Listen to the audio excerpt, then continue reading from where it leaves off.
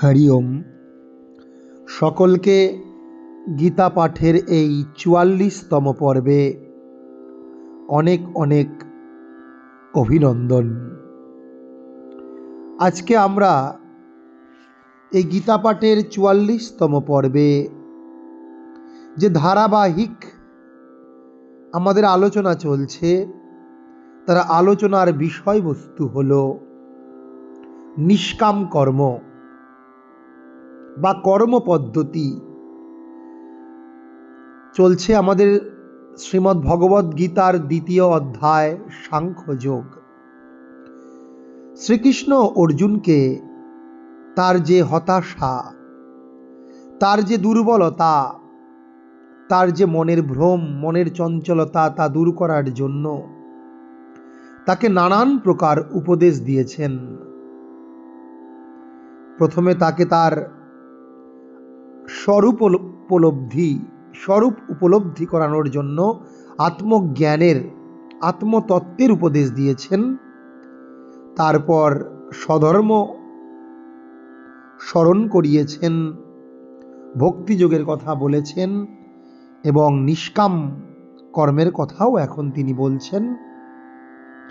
আমরা আজকে সেই ৪৮ নম্বর শ্লোক শ্রীমদ্ ভগবদ্ গীতা ২য় অধ্যায় সাংখ্যযোগ, আমাদের যাদের কাছে বই আছে আমরা অবশ্যই একবার দেখব কি আছে সেই ৪৮ নম্বর শ্লোকে আমরা অনুশীলন করব।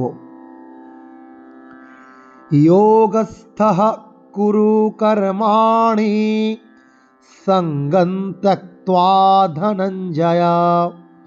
যোগস্থঃ কুরু কর্মাণি সঙ্গং ত্যক্ত্বা ধনঞ্জয়।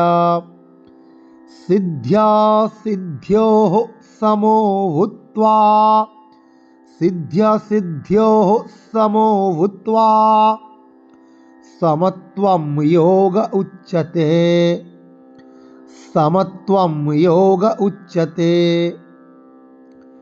এই শ্লোকটির সরলার্থ কি না, শ্রীকৃষ্ণ অর্জুনকে বলছেন, হে অর্জুন, ফল ভোগের কামনা পরিত্যাগ করে ভক্তি যোগস্থ হয়ে ভক্তি যোগের দ্বারা সধর্মবিহিত কর্মাচরণ তোমার করা উচিত। তুমি সেই সধর্মবিহিত কর্মের আচরণ করো। কর্মের সিদ্ধি বা অসিদ্ধি, অর্থাৎ সফলতা বা নিষ্ফলতার সম্বন্ধে যে সমস্ত বুদ্ধি, তাকেই বুদ্ধিযোগ বলে। সমস্ত বুদ্ধি, যে সমত্ব বুদ্ধি, এখানে সমস্ত নয়, যে সমত্ব বুদ্ধি অর্থাৎ সফলতা এবং নিষ্ফলতায় আমার সমান বুদ্ধি, আমি অধিক সফলতায় অত্যন্ত আপ্লুত এবং নিষ্ফলতায় অত্যন্ত শোকগ্রস্ত হব না, এটাই হচ্ছে আসল বুদ্ধিযোগ। তাকেই বলা হচ্ছে শরণাগতি। নিষ্কাম কর্মের কথা তিনি বললেন।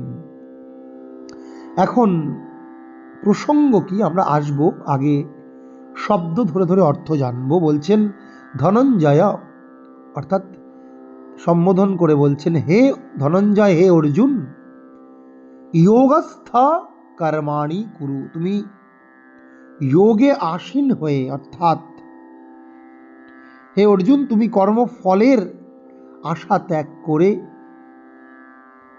সঙ্গম ত্যক্ত্বা, তুমি সমস্ত আকাঙ্ক্ষা ত্যাগ করে, তুমি তোমার মনকে স্থির করে, ভক্তি যোগে স্থির করে, কুরু কর্মাণি, তুমি কর্মাণি করো, সিদ্ধি অসিদ্ধি, সিদ্ধ্যা সিদ্ধ্যোঃ, সিদ্ধি অসিদ্ধি, সিদ্ধ্যা সিদ্ধ্যোঃ সমো ভূত্বা, তুমি এই দুটিতে, সফলতা ও নিষ্ফলতাতে তুমি সমান হয়ে কর্ম করো। এই সমত্বকেই আসলে যোগ বলা হয় বা ভক্তি যোগ বলা হয়। এখন আমরা ৪৭ নম্বর শ্লোকে জানলাম যে শ্রীকৃষ্ণ অর্জুনকে বলছেন কিনা, তোমার কর্মণি এব অধিকার, অধিকার তে, তে মানে তোমার, হে অর্জুন, তোমার কর্মেই অধিকার আছে, তোমার ফলে কোনো অধিকার নেই। কর্মণ্যেবাধিকারস্তে মা ফলেষু কদাচন। কর্মফলের তুমি অধিকারী হয়েও না। আমরা 43তম পর্বে এই শ্লোকটির পুরো বিশ্লেষণ জেনেছি এবং তাকে বলেছেন যে মা কর্মফল হেতু, তুমি কর্মফলের কারণ হয়েও না। তাহলে তুমি কর্মফলের সফলতা নিষ্ফলতায় তোমার কোনো ভয় থাকবে না। যদি তুমি কর্মফলের কারণ হও তখন তুমি নিষ্ফল হলে কিন্তু তুমি অত্যন্ত শোকগ্রস্ত হবে এবং তুমি হয়তো আত্মহত্যা করবে, তুমি পাগল উন্মাদ হয়ে যাবে। আবার যদি সফলতার কারণ হও, তুমি নিজেকে মনে করো আমি সফলতার কারণ, অহংকার তৈরি হবে, তুমি পরবর্তী কর্মে নিষ্ফল হবে। তুমি পরবর্তী কর্মে আগের মতো সেই সমান নিবেদিত চিত্ত, সেই একাগ্র চিত্ত হয়ে কাজ করতে পারবে না। মাতে সঙ্গস্ত্বা কর্মণি, তুমি কর্মফলের সঙ্গ ত্যাগ করো। তারপরেই সেই কানেক্টিং শ্লোক 48 নম্বর শ্লোকে বলছেন, এইভাবে তুমি কর্মফলের আশা ত্যাগ করে সঙ্গম ত্যক্ত্বা, হে ধনঞ্জয় যোগস্থ, তুমি ভক্তি যোগে তোমার মনকে স্থির করে ভগবানের প্রতি স্থির রেখে তুমি নিশ্চল নির্বিকার হয়ে তুমি কর্ম করো। তুমি সিদ্ধ্যা সিদ্ধ্যো সমভূত্বা, তুমি কখনোই এই কর্মের যে সফলতা এবং নিষ্ফলতাতে অধিক বেশি ভাবনা চিন্তা করো না। অর্থাৎ তোমাকে আমি ভারসাম্যযুক্ত কর্ম আচরণের কথা বলছি, একটা ব্যালেন্স লাইফ তোমাকে আমি লিড করার কথা বলছি। আমরা যারা কর্ম করি, কোনো কাজ করি, আমাদের প্রধান উদ্দেশ্য থাকে আমরা কাজে সফল হবই। এখন আমরা যদি সফল হব ঠিক আছে, তার জন্য এটা অনুপ্রেরণা, কিন্তু সফল হওয়ার পিছনে এই কর্মের ফল যে সফলতা বা নিষ্ফলতা, আমি যদি ভাবি আমার জন্যই হয়েছে, তাহলে কিন্তু অহংকার তৈরি হবে। আমরা এরকম বহু ক্ষেত্রে দেখি যে একজন ছাত্র, সে মাধ্যমিকে হয়তো কোনো রাজ্যের মধ্যে প্রথম দ্বিতীয় স্থান অধিকার করেছে, দেখা যায় উচ্চ মাধ্যমিকে সেই ছেলেটিকে আর কোনো খুঁজে পাওয়া যাচ্ছে না। তার মূল কারণ কি? তার মধ্যে অহংকার তৈরি হয়েছে। সে তার সফলতা নিয়ে এত মাতামাতি করেছে, বিভিন্ন মিডিয়া টিভি চ্যানেল, যে সমাজের পড়াশুনোর যে মূল স্রোত, সেই স্রোত থেকে সে হারিয়ে গিয়েছে। তাই এই সিদ্ধ্যা সিদ্ধ সমভূত্বা, কর্মফলের সিদ্ধি এবং অসিদ্ধির সম্বন্ধে নিজেকে স্থির রাখতে হবে। এইভাবেই যদি আমরা ভারসাম্যযুক্ত জীবনযাপন করতে পারি, একেই ভগবান শ্রীকৃষ্ণ যোগ বলছেন। অর্থাৎ যা আমাদের ঈশ্বরের সাযুজ্য, ঈশ্বরের সান্নিধ্য আমাদেরকে ঈশ্বর লাভ করতে নিশ্চিত রূপে সাহায্য করবে। এইভাবে যদি আমরা কর্ম করি, কর্ম করার ফলে যেন কর্মের